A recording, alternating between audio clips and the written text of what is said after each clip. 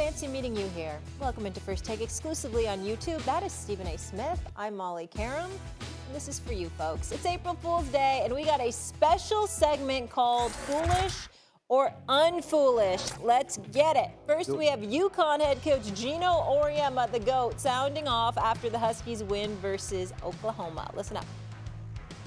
God bless whoever wins Monday night, okay?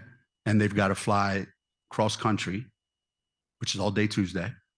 Then they have 2 days, Wednesday and Thursday, to play the biggest game of their life. The guys who don't know about, according to a lot of women's basketball people, they finish Sunday. Then they have Monday, Tuesday, Wednesday, Thursday, Friday, and they play Saturday. But there's a lot of people in the women's basketball committee that think they're smarter than that. So whoever came up with this super regional stuff, and I know who they are, ruined the game.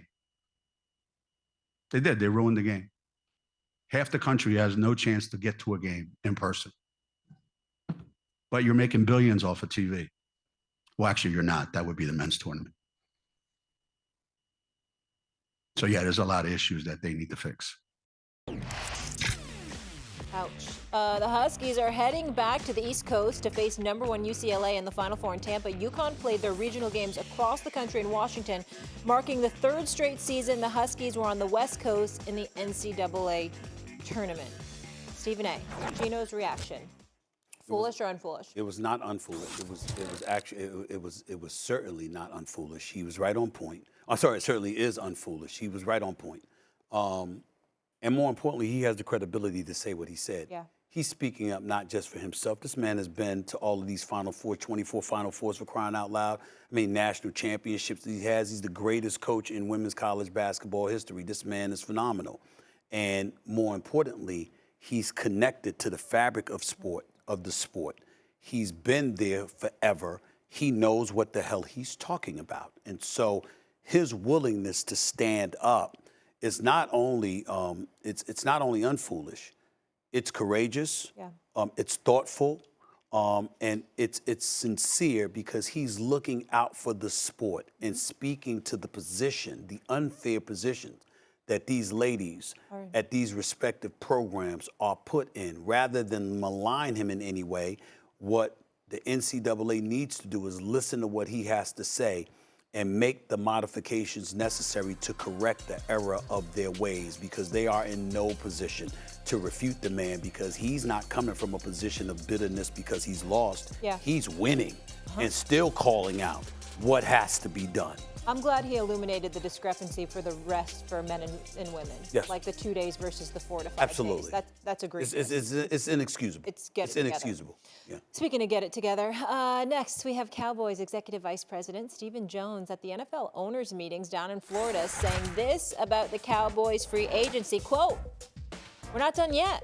We still got some things that are outstanding that we're trying to get done. Missed a few guys along the way, too, in terms of the number just being a lot higher than we thought it would be on a couple of guys. Overall, we're really pleased with what we were able to do with our roster and help the team." Stephen A., foolish or unfoolish on this April Fool's? Of course it's foolish. This day should be dedicated to Stephen Jones because of what the hell he just said. Makes no sense whatsoever. Rico Dowdle, you couldn't even hold on to him. He leaves Carolina for a 1-year, $6 million deal, and you get Javonte Williams for $3 million, okay?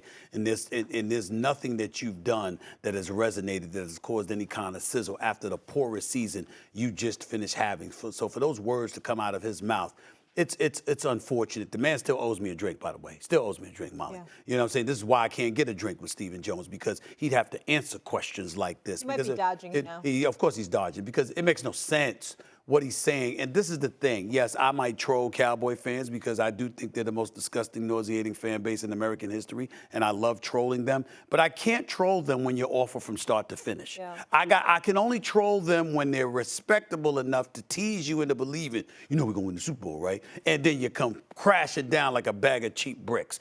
That's not what they're doing right now. They're just awful, and the leadership is not impressive, and that has a lot to do with it. Quickly, because we got to roll. Do you have any more belief in them this upcoming season? No. Obviously, Dak was hurt for part of the time. No, I don't have more belief in them because Washington and the Eagles are significantly better from top to bottom. Now, if that were not the case, there would be different. But the Eagles ain't falling off the map, and Washington's coming. So why in God's name would I believe in Dallas? Even the Giants got better.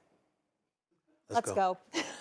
Thanks for watching. Be sure to watch First Take Monday through Friday, 10 a.m. on ESPN. Be sure to check out more exclusive First Take debates right here on YouTube. Have a fabulous day. We'll see you all in the morning.